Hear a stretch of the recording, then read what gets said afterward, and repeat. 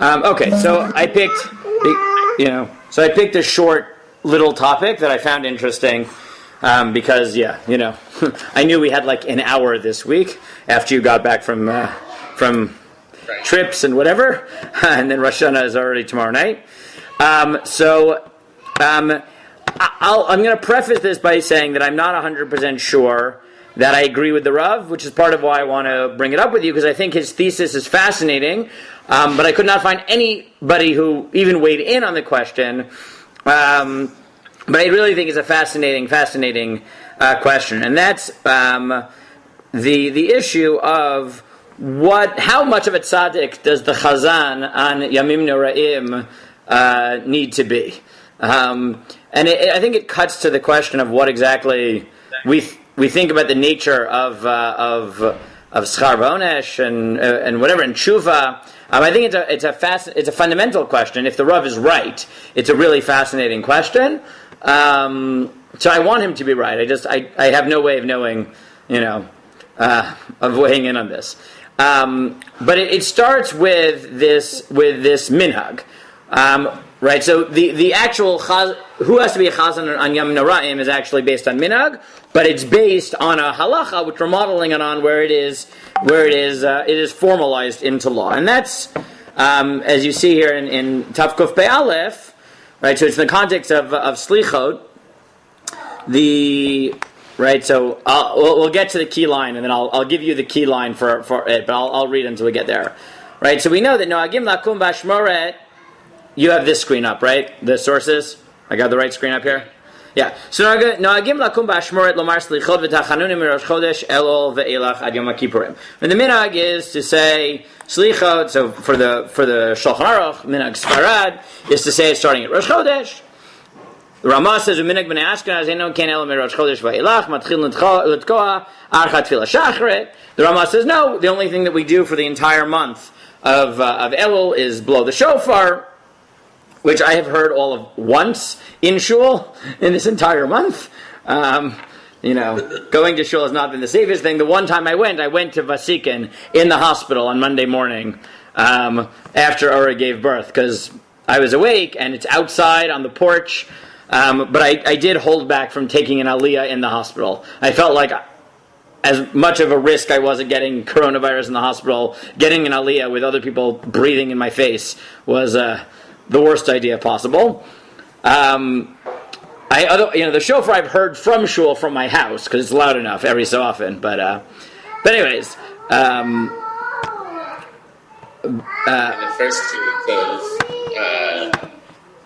the first 2 weeks of Elul were tough when we were in Bidud. Yeah. Because at some point I had a shofar because I've been learning to blow, but I didn't want to be blowing at Hanetz in apartments. Yeah, that does make sense. Yes. But since we were out of Bidud, now that I'm davening in the base, then I don't feel bad about doing it anymore. So. That makes sense. Yeah. So we're lucky for Rosh Hashanah. You've both been to my house at some point, right? Have you been to my house? I don't think I have. You haven't? Really? Okay, we'll have to. Assuming we can change that, we'll have to change it this year. But anyways, like the parking lot in my, for which is like next to my house, like for the building, so I can like from my front yard, I can like see right into it, and they just covered it with a shade thing, and that's where they're doing the minions. Like I'm not even I'm gonna stay down from my front yard so that I'm safe. The kids can play, whatever. Okay, so anyways, the Ramah says, you know this whole minhag, right? 4 days before Rosh Hashanah. If Mosei Shabbos is less than 4 days from Rosh Hashanah, then the week before Rosh Hashanah, etc. Fine. And then the Ramah says, halfway through, someone take it from V'yidaktiku. V'yidaktiku l'chazor achar shliach tzibor hayoter hagun v'hayoter gadol b'torah v'masim. And so they would choose a shliach tzibor that was respected and was a gadol b'torah and had she'afsher limtzo שיתפלל סליחות וימים נוראים ושיהא בן 30 שנה גם שיהא נשוי.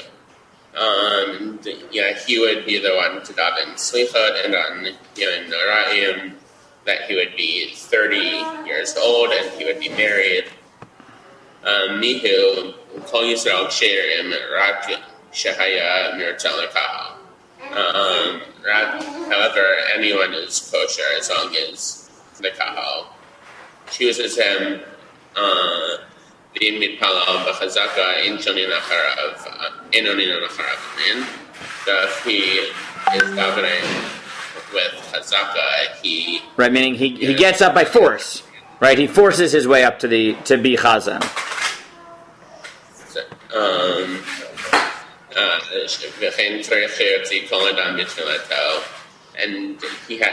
And he has to be motzi everyone with his tefillah.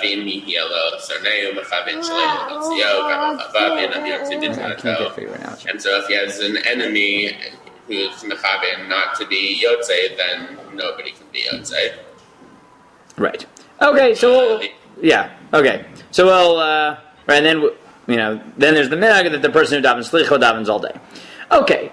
Now the Ramah, the Shulchan Aruch, right? The Ramah already tells you. So there's a minhag to get a tzaddik, to get a 30 married.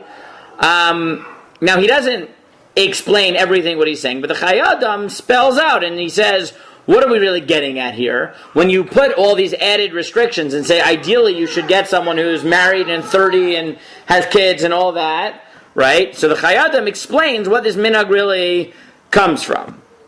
And that is, right, so what does the Chayadam explain about this minhag? That it,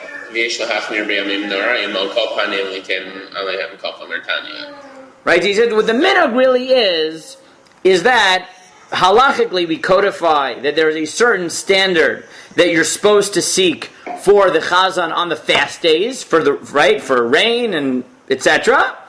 And those standards, presumably because just like for those fast days we need mercy and we're being judged and things like that, and we're involved in tshuva and all those things, we model that on the Yamim Noraim. Right, that's the minhag. Again, it's not Meikar Adin, but that's what you're supposed to do, right? It's halachically the better thing to do.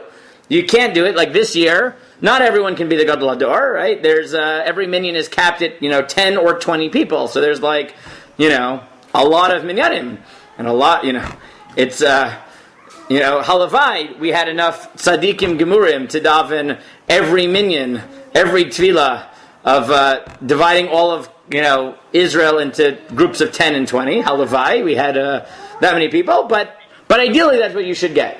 One second. Ezra, do you want me to give you water? No. Okay. Aaron, can you help him? Just give him a little bit of water. Okay. Fine. So what I want to do is focus on one of the characteristics. This is the one that the Rav focuses on that I think is the most fascinating. And that is the question of how sinless does the person have to be? Right? I mean, some of the others are about different standards, right? Having children and being 30, right? Those, you need a certain life experience, you need certain, having children, you need to support a family, makes you understand the consequences of your tefillot more, things like that. But this righteousness requirement is what I want to focus on. Okay? So, Yuri, why don't you take the Gemara here in Tanit, where this all is derived from? Abdu Tefillah, Maridin Nifnei Teva Zakain Chulu. So, right, so when they would daven, the congregation would appoint an elder, right? So Tana Rabbanan. I'm giving share. Amdu Batfila, Afal Hi Shayesh Sham Zakin Chacham Imarid Nifnei Hateva Ela Adam Haragil. So when they would daven, even if there was a Zakin or a Chacham, they wouldn't appoint him, but rather they would get a regular. No, so not regular in prayer. Meaning, if you have a choice between someone who's an expert davener, remember they're davening by heart, right? Or someone who's an elderly person or a Talmid Chacham, obviously you take the person who knows how to daven. That's number one requirement. Yes, ma'am. I'm giving share. Is it? My first Nandor was my second. Amazing. Mayor, can you help your brothers get what they need? Okay. Okay, thank you, Mayor. Ha! Okay, I'm moving to the point I need my 7-year-old to take care of the other kids, Okay. You're at home with 3 kids? Yeah. Meaning, until today, there's been school, so I brought them to school, which is not a big deal. Then I went to the hospital, but then they canceled school a day early. So now they're home, and I'm picking up Aura in the afternoon. So anyways. Okay, anyways. So we said, okay, if you have a choice, right, obviously, first things first, the guy needs to know how to daven. That's number one. That's what the Gemara says. That makes a lot of sense. Okay, good. That's standard one. Then Rabbi Yehuda Omer. No, Mayor, put that back. Yeah. We'll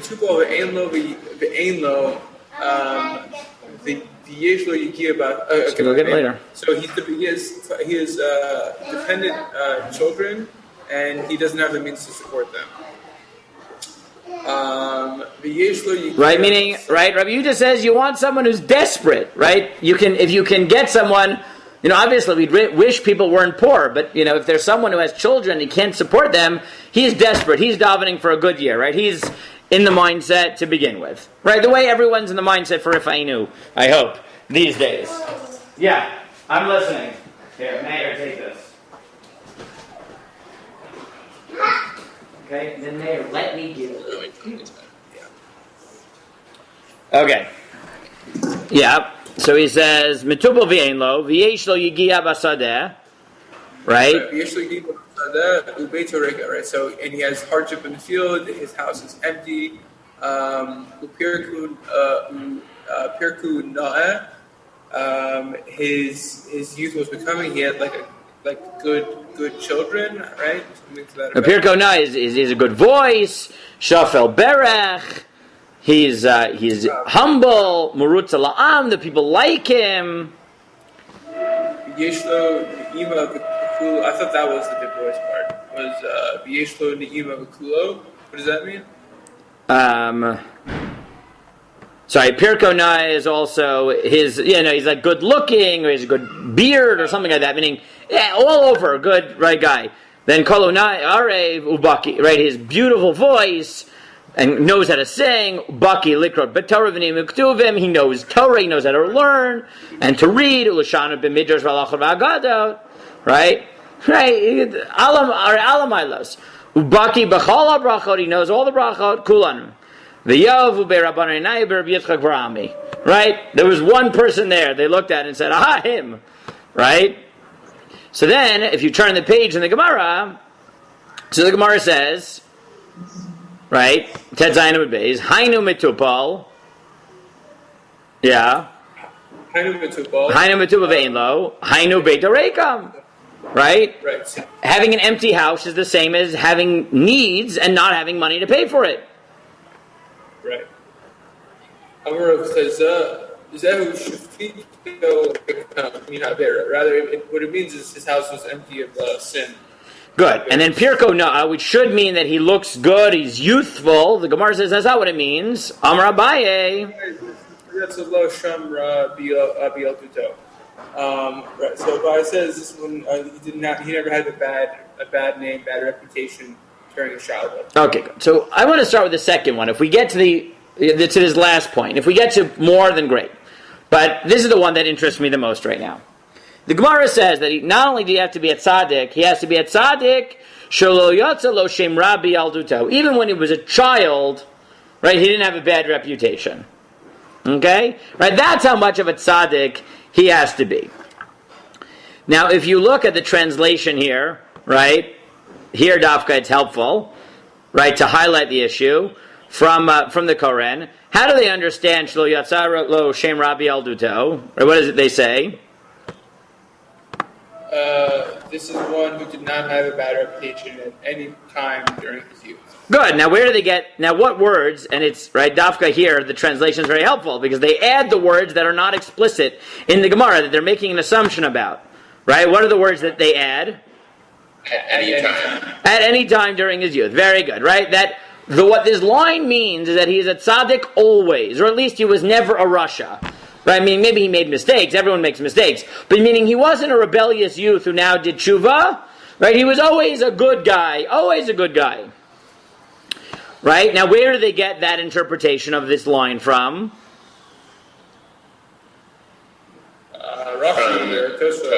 Rashi and Tosfot. Both of them. Right? Right? Rashi says, Afilu.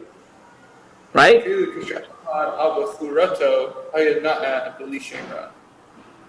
Even that he stood literally on his bechira. No, when he was not bechira, bachur. When he was young, when he was a bachur. Right. On his on his first. No, 1 second, I hear a screaming kid. 1 second.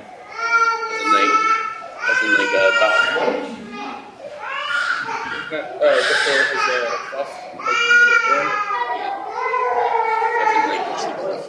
right. No.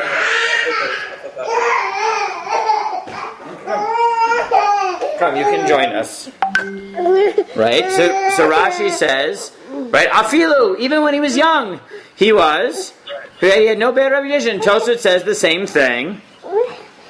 Afilu, right? Afilu, kshahaya bachur, haya bli shem ra. Now, and this is accepted by Shulchan Aruch. Right? So, right, and Shulchan Aruch said this in Siman Nun Gimel. Right? Take it away. What does Shulchan Aruch say? The leader must be one who is fair, one who is free of sin, who has never had a poor reputation even in his youth, who is humble, who is acceptable to the nation, who is skilled at learning, whose voice is pleasant, who is accustomed to reading Tanakh. Right, exactly. Now, what's the problem with this interpretation?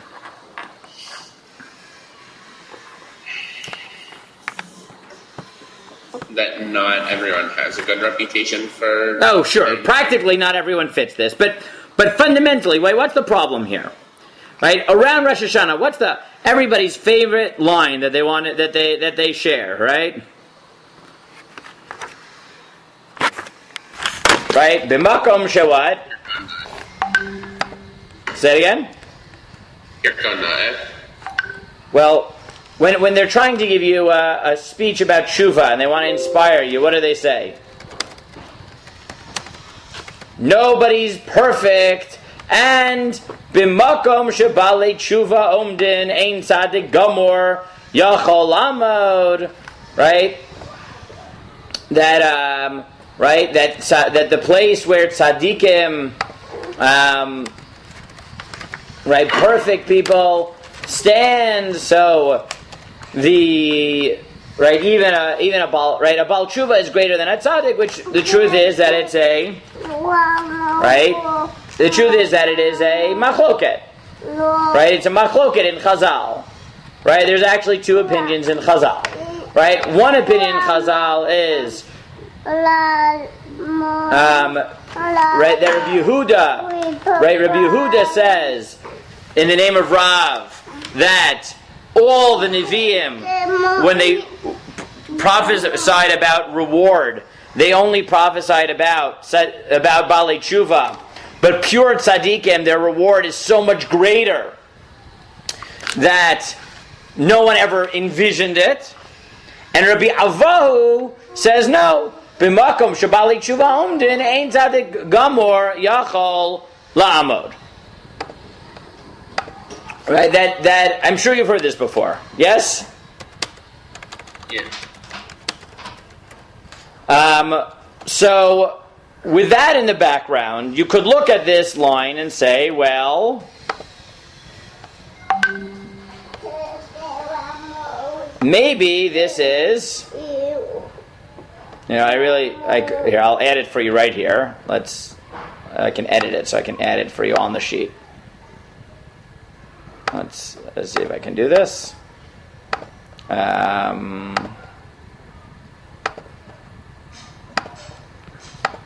They keep asking me if I want to make my source sheets public. No, I don't usually do that unless, well, ever.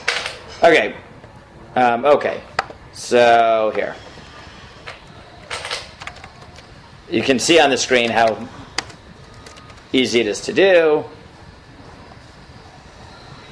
Right? The whole thing pops up. Then you just got to find the line.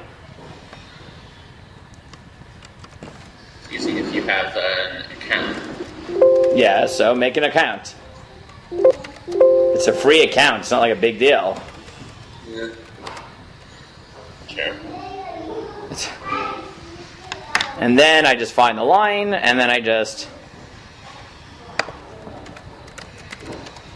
There you go. See? It's very easy. Okay? It really is. You guys should be tech savvy enough to do what I just did. So, right? So in some versions it's Rav, in this version in Brachot it's Reb Chia in the name of Rabbi Yochanan. That kol hanavim kulam lo nidnabnu el BaalTeshuva, aval tzadikim gemurim ayin lo rata Elohim zulatecha. Right? So Rabbi Chia says the name of Rav, in other places, in Rabbi Yochanan, in other places the name of Rav. Tzadikim gemurim, no one can imagine their reward. BaalTeshuva are below them. Upliga de Rabbi Avahu, and that argues in Rabbi Avahu, Damar Rabbi Avahu, Makom BaalTeshuva omdin, Tzadikim gemurim, Einen omdim, Shnamar Shalom Shalom, L'rachok L'karov, L'rachok Beresh, V'hada L'karov.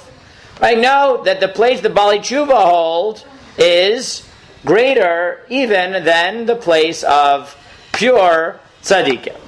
Okay? So the first possibility is to say that our Gemara, why does it say that you need a pure tzaddik?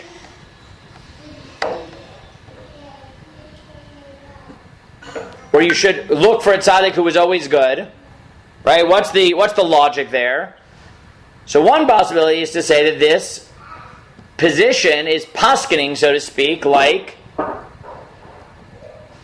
Rabbi Chia in the name of Rabbi Yochanan against Rabbi Avahu. Right? Meaning if Rabbi Avahu thinks that BaalTeshuva are above tzaddikim, and Rabbi Chia says that BaalTeshuva, or that tzaddikim who never sinned are above BaalTeshuva, and here you have a Gemara that says, according to Rashi, you should prefer someone who didn't sin in the past. So this seems to weigh in the direction of Rabbi Chia in the name of Rabbi Yochanan. Right? That's one way of reading this Gemara. But it's a little bit odd because it's not clear that we paskin like Rabbi Chia in the name of Rabbi Yochanan and not Rabbi Avo, whatever paskening exactly means in this circumstance. Yeah.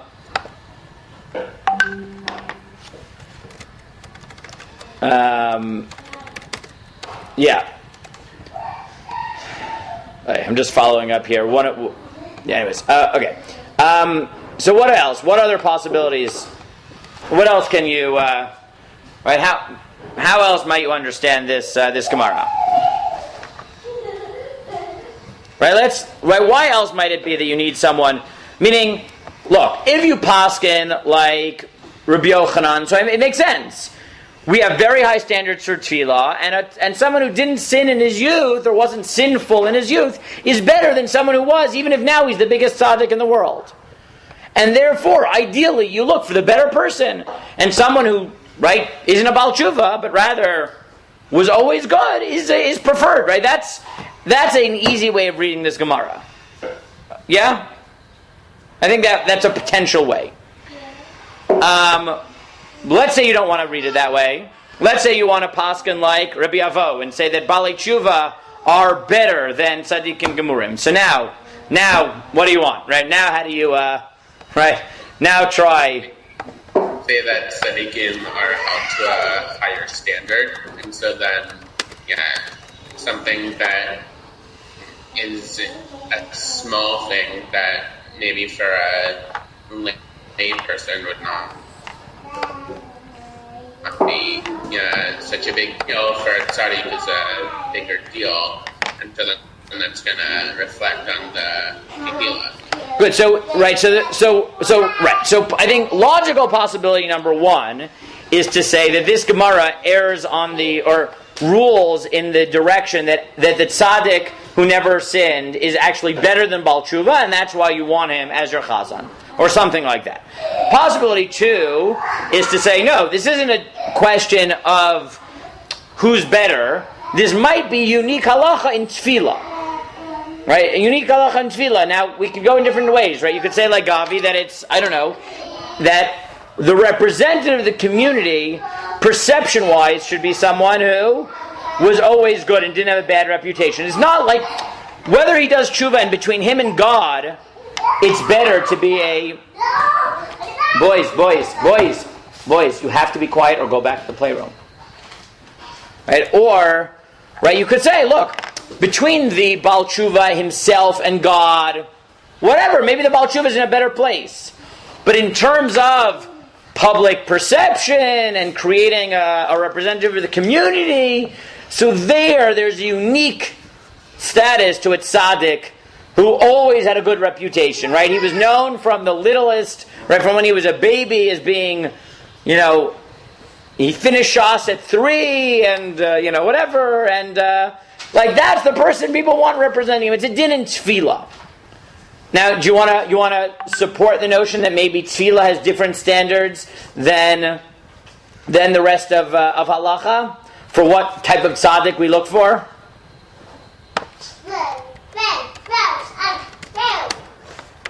I'll give you a hint. I'm pulling it up from Gemara Yevamot. The Gemara from Yevamot talks about that. Oh, very good. What does the Gemara in Yevamot say?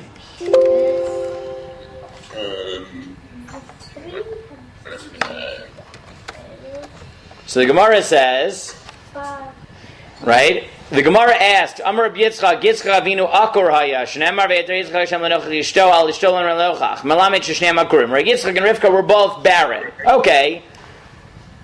So the Gemara then says, Vayeater lo. The pasuk says that God listened to him, to Yitzchak. So the Gemara says that implies Vayeater lahemi b'alei. Shouldn't have said that he listened to Yitzchak and Rivka because they both daven for children. So the Gemara says, "Lefi she'eno domet tfilat tzaddik ben tzaddik letfilat tzaddik ben rasha," because the prayer of a second generation tzaddik is different and better than the prayer of a first generation tzaddik. Okay.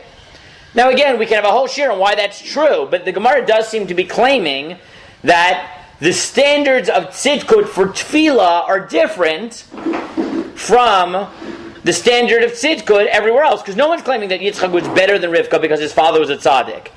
The Gemara is claiming that his prayer gets answered more. Okay? So, I think that's two plausible possibilities.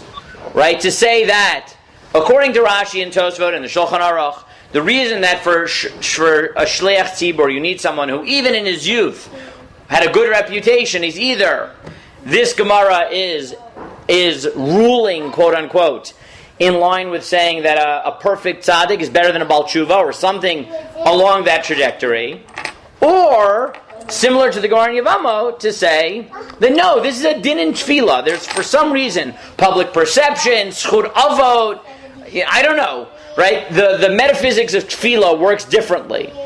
And when it comes to tefillah, a perfect tzaddik from his youth is better. Okay? This is all nice.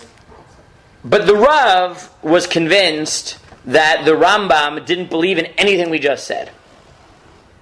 And had a radically different interpretation of this Gemara, one that completely preserves the position of Rabbi Avahu, namely that, no, BaalTeshuva are great, wonderful, tzaddikim, we want them to be, davening, etc., etc. All that is true, and this halacha has nothing to do with that. And here I'll show you his diuk, but you tell me whether you're convinced. Okay, I want to be convinced. I'm just not sure if I am. Okay, I want to be convinced. Yeah, Yuri. BaalTeshuva and the Gemara means like the same thing that like someone not religious and religious. Presumably, be the same thing, right? Presumably. So again, I want to be convinced by what I'm about to show you from the Rav. I want to be, right? I don't know whether I am. Now again, remember, this is all the chatchila, because as the Gemara says and Shulchan Aruch says, in the end of the day, the most important thing is that he knows how to daven and the people want him to daven. Right? But clearly there is this lechatchila, and we at least have to understand, because there's not some late, 20th century chumrah, right? It's a chumrah brought in the Gemara, right? The Gemara says the chumrah, but it's clearly a value. We need to understand the nature of this halacha. So let's look at the Rambam, and I'll show you the Rav's diuk. And again, I want to be convinced by the Rav. I think it's a beautiful idea. I don't know. I don't know if I'm convinced. I don't know one way or the other. But it's definitely a beautiful idea. So the Rambam says, okay? Here, take the Rambam.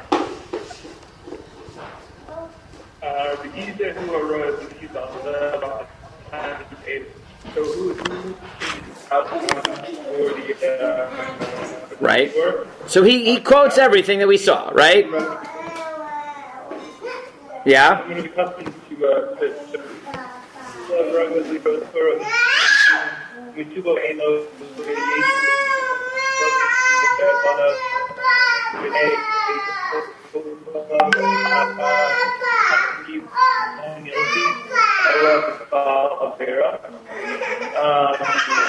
think that one new, and it doesn't,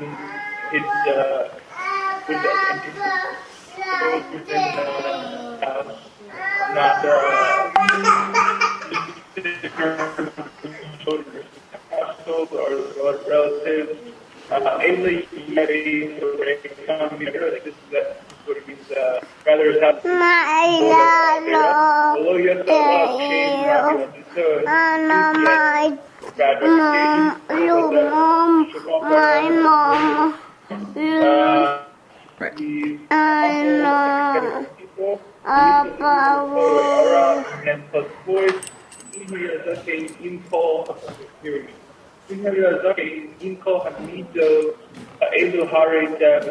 and if he was an elder with all of these traits, it's very good, magnificent. There's no obligation to but if he's not an elder, he should pray that nevertheless he gets all of these traits. Right. Okay. So what's the one on this line? V'lo yatsa alav shem rabbi alduto. What line does he not? What word does he not say that Rashi and Tosafot assume is true at the Gemara?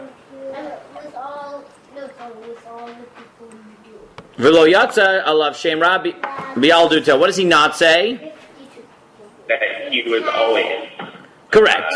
Right? He just quotes the Gemara as is. Now that's, to me, he just quotes the Gemara. So I could just say, look, he quotes the Gemara. What does it mean? I don't know what it means. Right? But it's just the Gemara. But the Rav wants to be medayik that he didn't that the Rambam didn't add this word afilu. Right? He just quoted the Gemara as is. Lo yatsa alav shem rabbi al duto. So the Rav says, well, what else might it mean, right? If it doesn't mean what Rashi says, then what else might it mean? Again, I'm not convinced of this diuk. It definitely not. I don't have a reason to believe this is true in the Rambam per se, but it's definitely a possible read in the Gemara. But it's quite mechudash. Aaron. Shh. So here. So I gave you the whole piece by the Rav. I'll show it to you inside, okay? And you'll see, we just went through his sources. Okay, first paragraph he quotes the Ramah and the Chayei Adam. The minhag is to have a chazan that fits everything from the Taniyot. Okay? Then he quotes the Rambam and he quotes Shulchan Aruch. And he says here, V'nir'eh, Dihinei lefia Shulchan Aruch ikra kavana hi lakachat shatz shlo chata me'olam. Right, this is Harei Kedem Siman Gimel. Ela dinaka l'ributa de lo mibayj lo chata b'ziknuto ela filu bi'alduto lo chata. Shulchan Aruch following Rashi and Tosfot think that what you need is not just someone who's now a tzaddik, but was always a tzaddik. He says, ulefi zeh, the simple implication of Rashi and Tosfot, which we've talked about, is yotzei chidush gadol. Right? This is a huge chidush. The BaalTeshuva lo yachol liyot lo'olam shatz b'tanit tzibur. That a BaalTeshuva can be a chazan on a fast day, And the same halacha isn't just of a chazan on a fast day, it's also of a professional cantor. V'shatz kavu b'chol. V'chem Rosh Hashanah Yom Kippur, and he shouldn't be the chazan on Rosh Hashanah Yom Kippur. V'af demalat tshuva gedola himaod, and even though it's great to do tshuva, lihyot shleach tzibur lo mo'ilat tshuvato. But for the purpose of being chazan, it doesn't help, right? That's what emerges from Rashi, right? That's what emerges from Tosafot, Shulchan Aruch. But the Rav doesn't want to accept that. So he notes, Ach mehar Rambam delo nakat afilu bialduto Shulchan Aruch. The Rambam never adds the words afilu. So therefore the Rav suggests no. Nir lefaresh pshat acher b'divrei haGemara. Dimayri b'chazal shel yuduto dafka. He said, we're talking about someone who did sin when he was a kid. He's a BaalTeshuva. Umayri mi shahaya chote kol yimei yalduto. Dizeh kavana sheyatza lav shem ra b'yalduto. Klomar shlochav mecheto az b'yalduto. V'ikar chisaronu b'masho lo shav al cheto b'yalduto. So the Rav says, be very medayik. It doesn't say he never sinned in his youth. What does it say? Shelo kara alev shem ra, meaning he didn't have a bad reputation. The Rav says, you know what, I'll say it outside, then we'll look at it inside. He says, you know what the difference is between saying you can't have a chazan with someone who is a BaalTeshuva and saying someone who had a bad reputation? He says, it's very simple. That reputation seemingly is not the same kind of BaalTeshuva. Right, and so you could have gone in many directions with this, but the Rav takes a very particular one, and he says as follows. What it means to have a bad reputation in your youth means that you were bad in your youth from beginning to end. And you did tshuva only later in life. But someone who made mistakes when he was a kid, but he also did tshuva when he was younger, that person had sinned, but he didn't have a bad reputation. And he says, why does that matter? So the Rav says as follows. There's a rule that the Rambam outlines in tshuva, which is, if you want your tshuva to be complete, then when do you need to do tshuva? What? Immediately. So you could try immediately, but the Rambam says, by when do you have to do tshuva?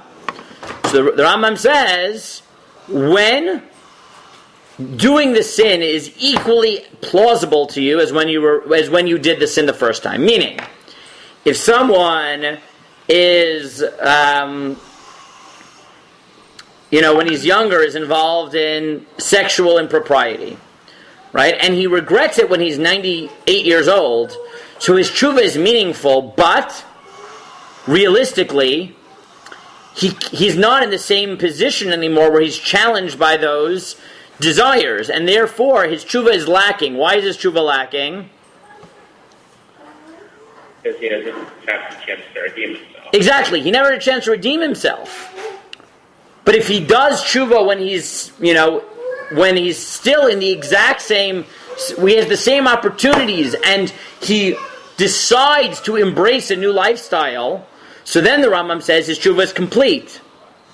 So the Rav argues maybe that's what this means. Not that he never made a mistake. What it means is, look, if someone sinned when he was young, but he also did tshuva when he was also young and he had the same opportunities, then he doesn't have a bad reputation because people will look at him and say, look, he redeemed himself when he still had the opportunity to sin. He chose a new path.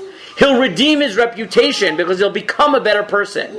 But if someone was a terrible kid when he's a teenager, right, he did everything bad, and he only settles down when he's in his 40s, right, people will look at him and say, well, now he's a good person, but, he's a bad person, but he really, right, he turned over a new leaf late in life, right? There's it's marred because his redemption came at a point in his life where his tshuva can't be absolute.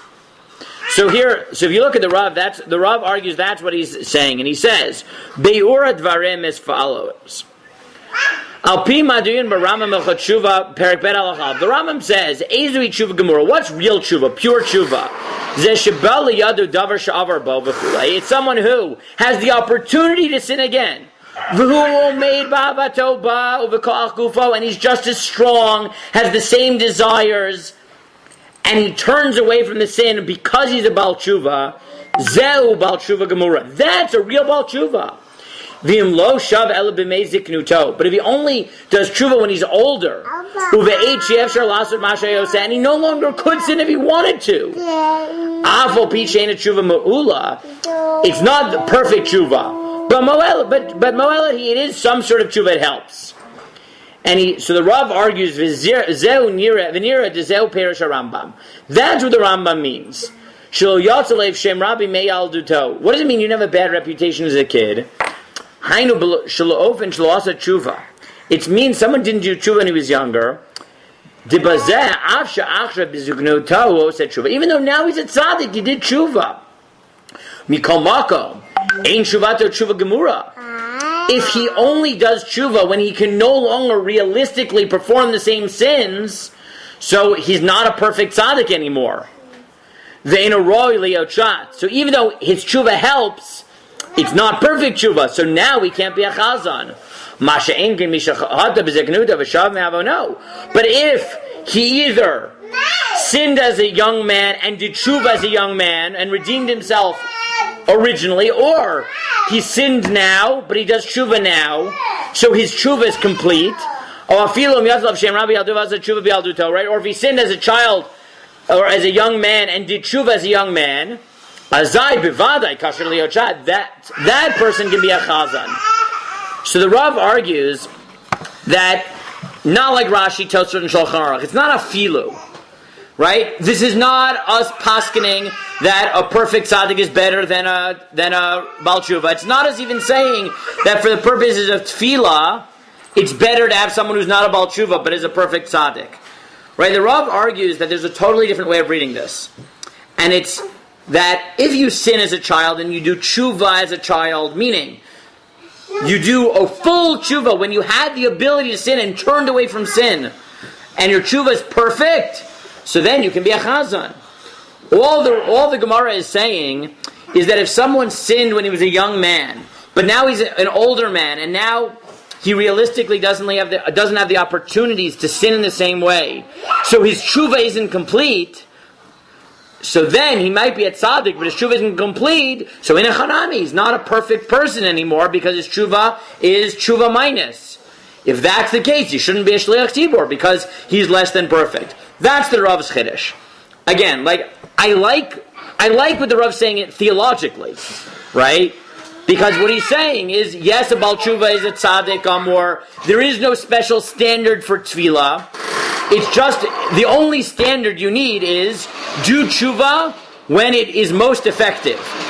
And the way the Rambam says that is do tshuva when the reason that you're turning away from sin is because you're turning away from sin, not because you're not capable of sinning anymore.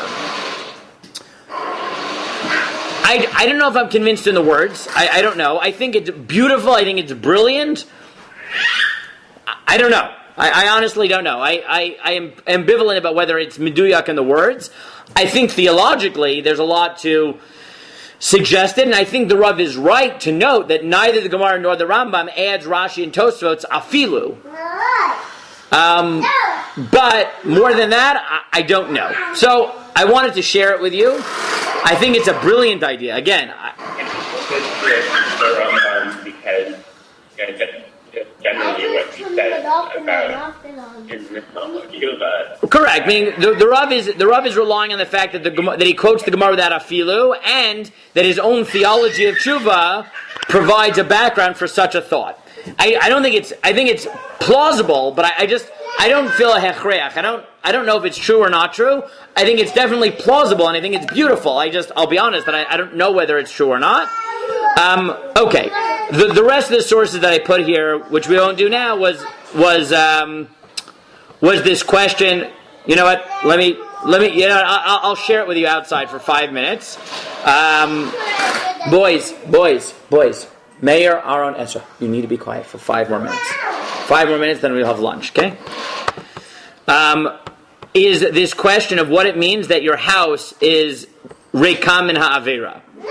So the Rambam comes up with this chiddush. If you noted when Yuri read the Rambam, Meir and Aaron Ezra, go to the playroom.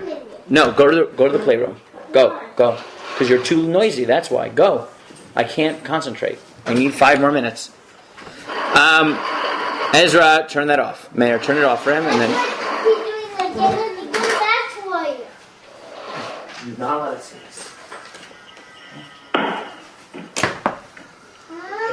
Ezra, 5 more minutes. Okay, so the Rambam comes up with this chiddush that your children, your family, have to be righteous as well, right? Now, where does the Rambam get that from? So the Achronim know that plausibly, where does the Rambam get this notion from? From the phrase in the Gemara of Beito Rekam Min Avera, that your house is empty of Avera, which you could just take as exaggeration to mean you never sinned, right? But the way the Achronim noted, the Rambam clearly thought that not only do you need to be a BaalTeshuva, but you need to be from a righteous household. So Ezra.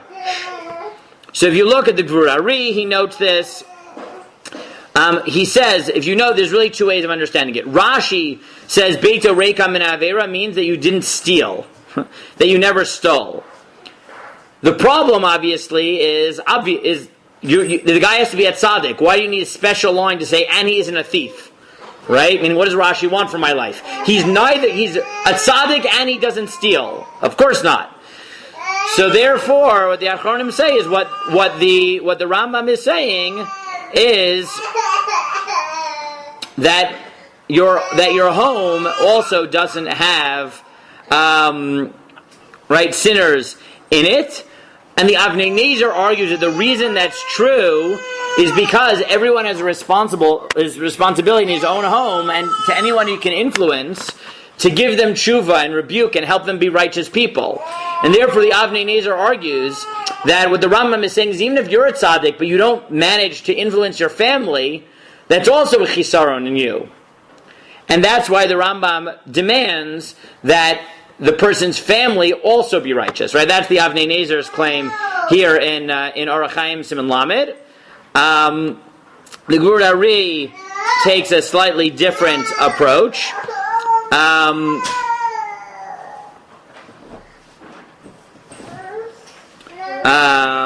Right, and he doesn't really understand it, right?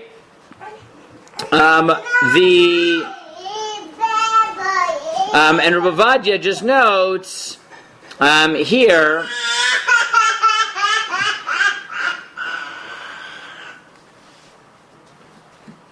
Come here. That for. Right, he actually paskins this way, basically like the Avnei Nezer, and he says the nafkamina to this would be now the Avnei Nezer says that the reason that the Rambam wants everyone in his family to be righteous is because otherwise it shows a chisaron, right, a lack in the guy's ability to give tshuva to his family, to give musar to his family, to influence his family, and that's a spiritual flaw because you're responsible for others, especially your family. Rabbi Ovadia has a different chiddush, and Rabbi Ovadia says no. He thinks that the reason that you want someone whose family follows in his footsteps is because sometimes if someone's a tzaddik, not always, but sometimes if someone is a tzaddik and everyone in his family is not, that shows that the person's commitment to mitzvot is shallow because he doesn't really believe in it. And therefore he keeps it out of rote, but he doesn't attempt to pass it on because it's only skin deep. And therefore, Rabbi Ovadia's suggestion is that the reason the Rambam thinks the person's family has to be righteous is not because otherwise it reveals that this person who looks like a tzaddik is not as much of a tzaddik as he looks like. And therefore, he says, "Shetzarach liot yirei shamayim be'emet shemachanech et banav l'torah liyirat Hashem teorah." Because you need the type of person who educates his children. And therefore, he says if someone is himself frum, but he sends his kids to, he doesn't send his kids to learn Torah. So then he says, such a person, it just shows that he doesn't really believe in it and care about it if he's not passing it on to his children. So that's just a little bit more on why it might be that we demand more expansive things, including not just a righteous person, but a righteous family. Okay, but we'll leave it there. Guys,